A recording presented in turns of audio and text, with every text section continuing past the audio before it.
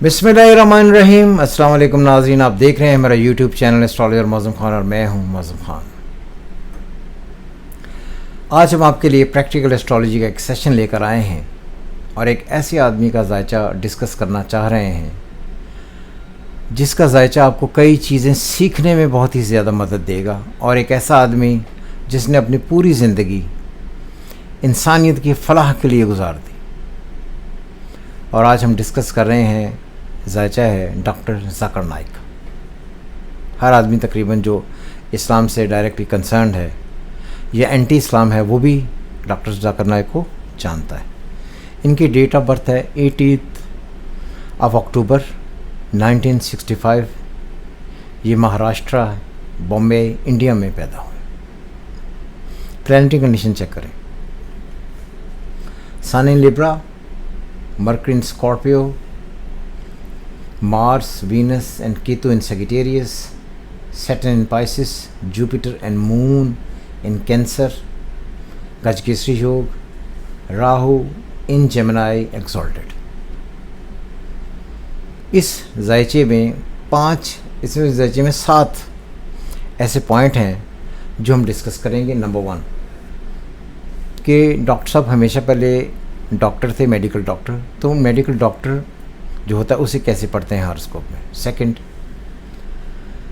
इन्होंने medical profession को परसू क्यों नहीं किया, या मेडिकल डॉक्टर बनकर इन्होंने डॉक्टरी क्यों नहीं चलाई।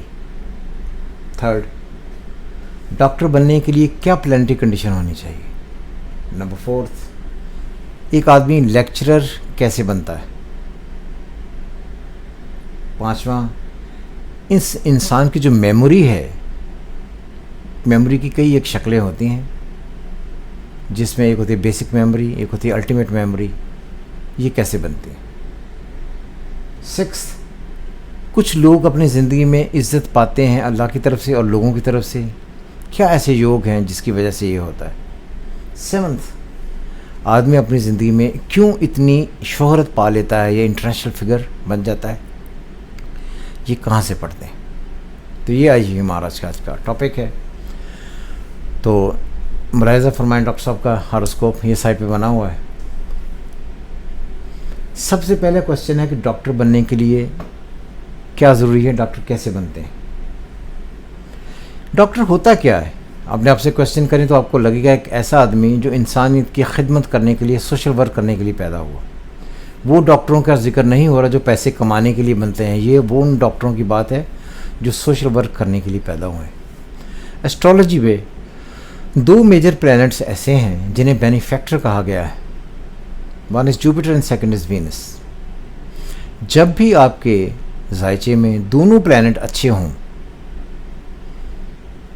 तो इसका मतलब ये कि आप कहीं ना कहीं एक ऐसे आदमी हैं जो इंसानियत की भलाई करने के लिए, इंसानियत को आगे बढ़ाने के लिए, इंसानियत के फ़रोग के लिए पैदा हुए हैं। लेकिन उसके साथ असेंडेंट लॉर्ड देखना ज़रूरी है। इनका असेंडेंट लॉर्ड है वीनस विच इज़ लिब्रा, और लकीली जो इनका मून साइन है वो कैंसर में है, अपने ही घर में है जहाँ पर जुपिटर एक्सॉल्टेड। क्लियर। तो ये जो कॉम्बिनेशन है ये बताता है कि ये किसी ऐसे आदमी का जायचा है जो इंसानियत की खिदमत करने के लिए पैदा हुआ, और शदीद ही अच्छा आदमी होने के साथ साथ एक इंसाफ पसंद, एक अपना जो भी रिलीजन है, रिलीजन प्रस्त और लोगों की भलाई के लिए बना। ये हो गया एक सेक्शन। डॉक्टरशिप क्यों नहीं चल सकी। मैंने यूज से डॉक्टरशिप बनने के लिए आपको मेडिकल को आगे लाना पड़ता है, विच इज़ मार्स। इनका जो मार्स है, मार्स इनका सैटर्न से स्क्वायर में है विद केतु, और वो मून से छठे में है, जिसकी वजह से इनका प्रोफेशन और इनका काम कभी भी मेडिकल प्रोफेशन नहीं था। बहुत सारे लोग हमारे पास आते हैं जो डॉक्टर होते हैं लेकिन वो मेडिकल प्रोफेशन नहीं अपना पाते, तो यही कॉम्बिनेशन उनके होता है। थर्ड, डॉक्टर बनने के लिए क्या ज़रूरी है। मैंने पहले भी कहा कि डॉक्टर बनने के लिए सबसे ज़्यादा ज़रूरी ये है कि आपके अंदर एक ख़ास किस्म का ऐसा जज्बा हो ज़हनी तौर पर, जिसकी वजह से आप लोगों की खिदमत करने के बारे में सीरियसली प्रेयर करें और कोशिश करें कि अब लोगों की खिदमत करते रहें। उसके लिए असेंडेंट लॉर्ड बहुत ज़रूरी होनी चाहिए, और वो जब भी लिब्रा हो और मून इन कैंसर हो विद जुपिटर अच्छा बैठा हो तो आप लोगों की खिदमत करेंगे ही। ये कॉम्बिनेशन बहुत ज़्यादा ज़रूरी था। लेक्चरर, एक लेक्चरर क्या होता है?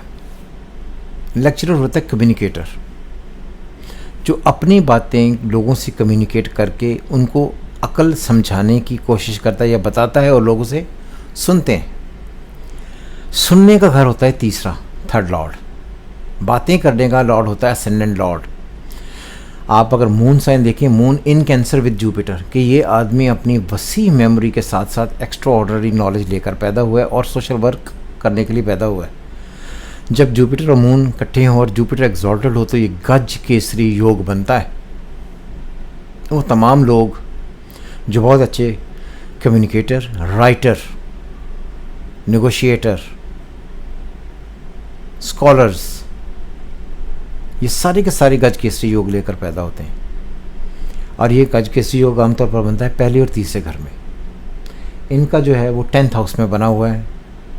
10th हाउस है इज़्ज़त, ओहदा, रुतबा मिलने का। मेरे जायचे में मैंने भी 6 किताबें लिखी हैं और मेरा भी गज केसरी योग सन से तीसरे घर में है। तो जब भी गज केसरी योग बनेगा, आदमी को नॉलेज डिलीवर करने में, कम्युनिकेट करने में हमेशा एडवांटेज रहेगा। तो ये गज केसरी उनका योग हो गया। दूसरा है ये कि सन से तीसरा घर, सन से तीसरा घर होता है खुद से, अगर सन इन लिब्रा जिसका लॉर्ड उठकर तीसरे घर में जाकर बैठ गया, जो ये बताता है कि इन्होंने यूनिवर्सिटी जाकर तालीम हासिल की और जो तालीम हासिल की वो अप्लाई कर नहीं पाएंगे क्योंकि उसका लॉर्ड जहाँ पर बैठे हैं वो उनके स्क्वायर में है, सैटर्न के। अब आ गया कि 5वां पॉइंट, क्यों मेमोरी बेहतर है और किस तरह मेमोरी पढ़ते हैं। मेमोरी की 3 शक्लें होती हैं। एक होती है बाय बर्थ मेमोरी, आप लेकर पैदा हुए हैं। एक होती है बेसिक मेमोरी और एक होती है अल्टीमेट मेमोरी। जब आप बाय बर्थ अच्छा मून या तीसरे घर का लॉर्ड बहुत अच्छा लेकर बैठे हैं, जैसे इनके तीसरे घर का लॉर्ड जुपिटर, सेजिटेरियस का लॉर्ड जुपिटर एक्सॉल्टेड है और बैठा हुआ है मून के साथ, तो इनकी मेमोरी सिंस बर्थ ही बहुत ही आला थी और जिस जिस तरह आखिरी ज़िंदगी इनकी बढ़ती जाएगी, इनकी मेमोरी बेहतर से बेहतर होती चली जाएगी। और ख़ास तौर पर ये अपनी ज़िंदगी में 45 से लेकर जो 60 तक का दौर होगा उसमें एक्स्ट्रा ऑर्डिनरी राइज करेंगे ही और कमाल इनकी मेमोरी इनका साथ देगी। जिसमें कहते हैं ना फोटोजेनिक मेमोरी, इनकी फोटोजेनिक मेमोरी, इस तरह पढ़ते हैं। छठा है कि कुछ लोगों को इज़्ज़त क्यों मिलती है। इज़्ज़त और शोहरत 2 अलग अलग चीज़ें हैं। इज़्ज़त होती है जब आप कोई ऐसे काम करें, अच्छे काम करें जिसमें लोगों की सोशल वर्क हो, भलाई हो और लोग आपकी बातें सुनकर आपका एहतराम शुरू करें, which is called respect. Respect is red bye Jupiter and moon. गज केसरी योग, मैंने पहले भी गज केसरी योग पर बहुत सारी वीडियोस बनाई हैं, अगर आप देख सकते हैं तो आप वो भी देख लेंगे। गज कहते हैं हाथी को और केसर कहते हैं शेर को।